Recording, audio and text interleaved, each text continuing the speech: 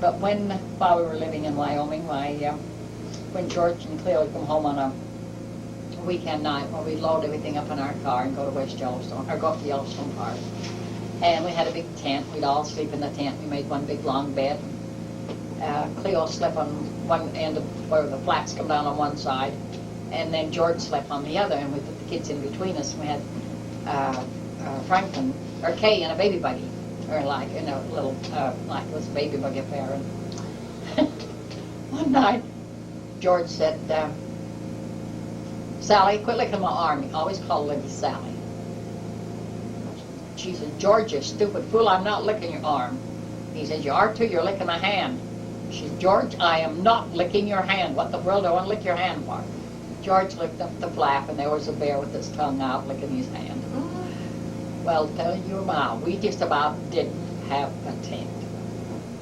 And Cleo had to tackle George before he pulled the pole down in the middle, come down the tent on all of us.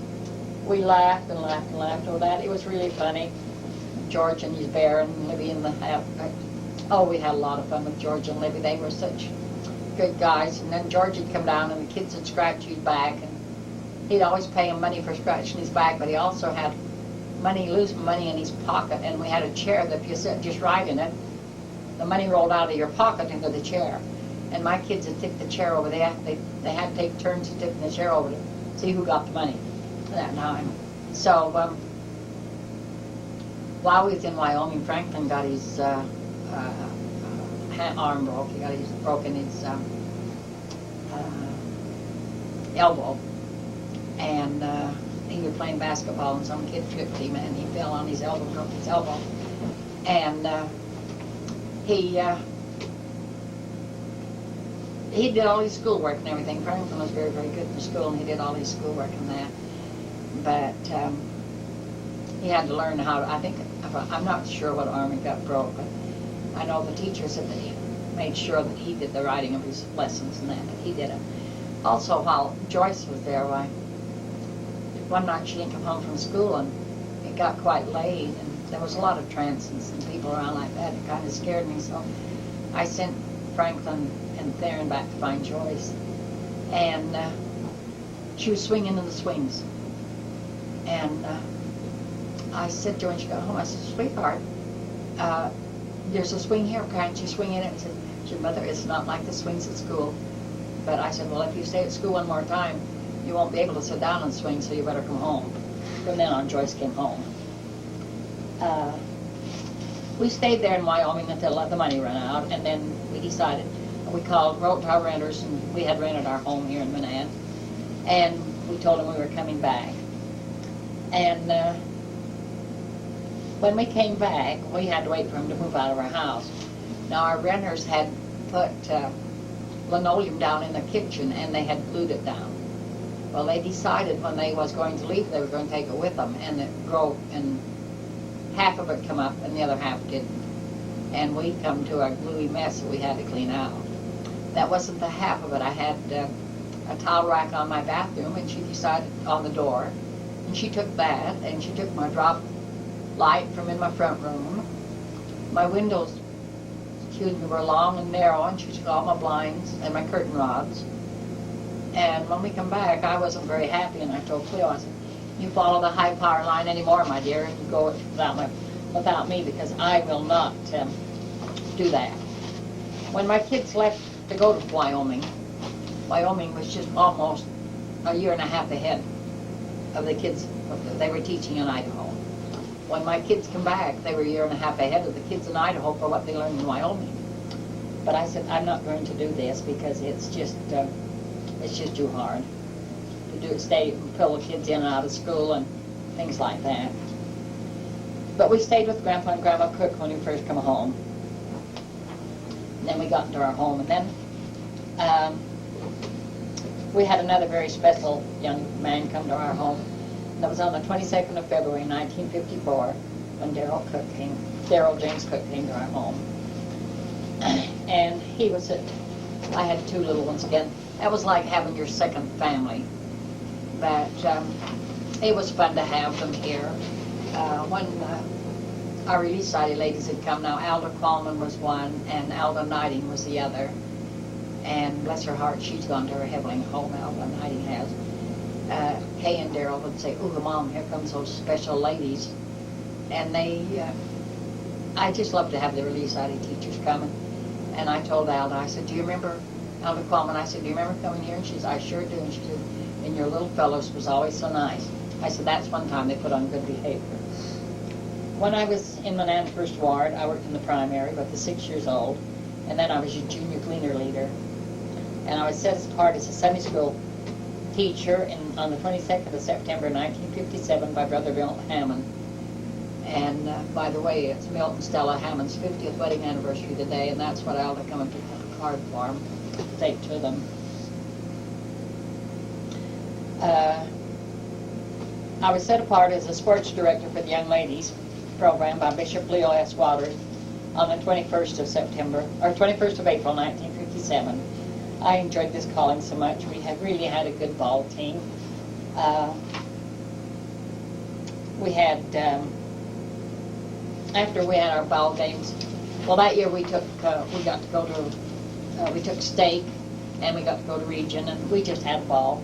And after it got all over with, well, we decided we'd have a watermelon bust over in Palmer's orchard. And while we were over there, why, that was when Don Staker decided to come up here and stay with me. Okay. And Anthony Opal had him come up and stay.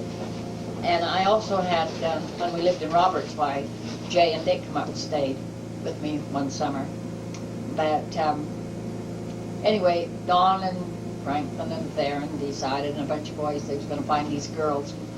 They were all dating at that time. And I told the girls, I said, if you make one noise while those boys, the girls had eaten their watermelons and our cookout, and we were laying in sleeping bags in the orchard watching these guys go up and down the road. And I said, if you girls make one noise to those boys and get them over here in this orchard, we have no more parties. Because I said the idea was with my bishop, Bishop Waters, that we could have this if the boys didn't know where we were at. And I said, so if I was you, I would keep my mouth shut. And they laid there giggling. The boys went up and down the street very slowly because they knew Gay Don played. And Joyce was my pitcher that year, and she was an outstanding pitcher. And our girls played fast pitch. We didn't play slow ball pitch. And anyway, or slow pitch. But the girls laid there and giggled, and the boys went real slow up and down the road. They went out to Beverly Fulmer's because she played, around by the dry bed because they thought we might be down there. They never did find us. But I come back home the next morning, and Joyce and I did, and Franklin said, Mom, where were you last night? And I said, oh, we had that slumber party in the watermelon bust. And he said, yeah, well, where did you have it? Joyce said, on Main Street. Theron said, you didn't odd. I said, yeah, we did. Where did you have it? I said, at Palmer's. His mother, we passed there, and you weren't there. Did you see this failed to happen? It started. I forgot where we ended that when that phone rang. I'm so thrown like Huh? How did they end it? I can't remember. Isn't that stupid? Oh, I come home and tell them about the watermelon bust. Oh, okay. I'll just go on from there. I can't remember. Cleo's reported me in every one of my callings that I had. And then in 1958, the girls were champion of the Rigby State.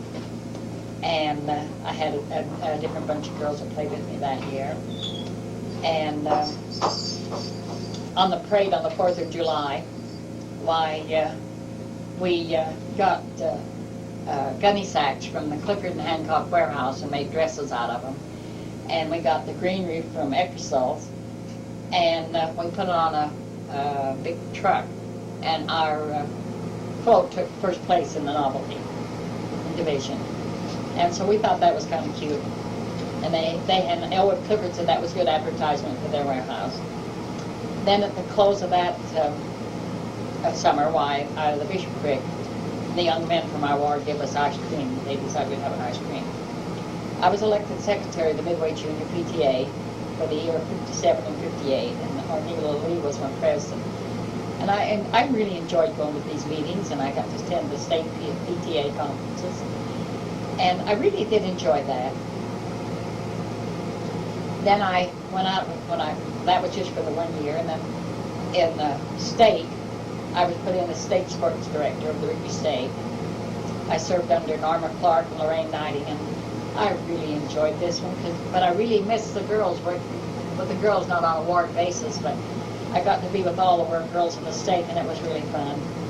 But I went with Pauline Hellman. She was the state camp director, and we went up to girls' camp. And Pauline, we couldn't get the girls to settle down at night. So at 6 o'clock in the morning, Pauline would go around the hallway in the different rooms and blow her whistle. And believe you me, that brought those girls up in a quick hurry. Because we always had to have, and she did that every morning at 6 o'clock. And we had to have, we'd have flag raising ceremony and things like that. And those girls would rumple and jumple and things like that. Then Pauline and I went to Salt Lake to the MIA conference, and we stayed at Bath and Opal's home. And then in 1963, Nadine Warner, who was a state camp, asked me to be the state camp director. And I declined, and she said that it wasn't very nice of me, and I said, I know.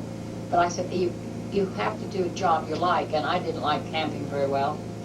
Especially, I said, I went to girls' camp and with Pauline, and that was enough. 1 year was enough of that. And if I had to sleep out on the ground, I knew darn good and well that I didn't want to do that. And so I told her I didn't go, and that's the first time I ever really turned down a state or a calling.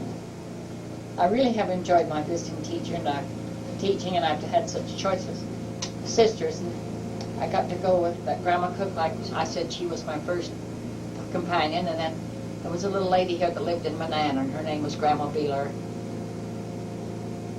And I got to go with Grandma Beeler, and she was just like a second mother to me.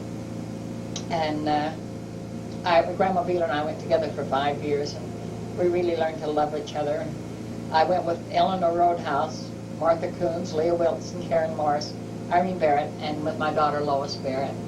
And I'm with Lois still, and it's been such a pleasure to work with Lois. She's been so good to help me out. Then I went through the Logan Temple with our son Franklin, Virgil Franklin Cook, on the 14th of September 1959, when he took out his endowments for his mission to the West Germany. At the meeting, Franklin was called out to speak, and lo and behold, if that brother didn't ask me to speak, I couldn't even remember what I said. I was so frightened. But Grandpa Cook said that I did a good job. Then our son Theron Earl Cook went through the temple on the 9th of November 1960 for the Great Lakes Mission, and he took his endowments out in Idaho Falls Temple. I've been through the temple with our children when they were married for time and all eternity. Franklin Eileen was married, Franklin and married Eileen Richards, and they were married in the Salt Lake Temple on September the 19th, 1963. And then Theron and Cindy Vieira, her name is Cynthia, but we call her Cindy, was married in Chula Vista, California on the 28th of May in 1966. But they got permission from President David O. McKay to get married there if they would come back and go through the temple in just a few days, which they did. At that time, you didn't have to wait a year. But I really don't have their temple date down, so I don't know. Then Max and Joyce. Joyce married Max Wilson, Max L. Wilson, the 21st of October, 1966 in the Idaho Falls Temple. Lois married Mark Barrett the 4th of June, 1965 in Idaho Falls Temple. And George Kay married Carla Jean Holyoke the 25th of August, 1972 in the Salt Lake Temple. And they had a garden reception, and the weather really went along with us, and it was really neat. And they had such a lovely wedding reception. Daryl married Becky Sue Walker on the 14th of June, 1974 in the Rigby State Center. And then on the 14th of June, 1975, they were sealed in Idaho Falls Temple.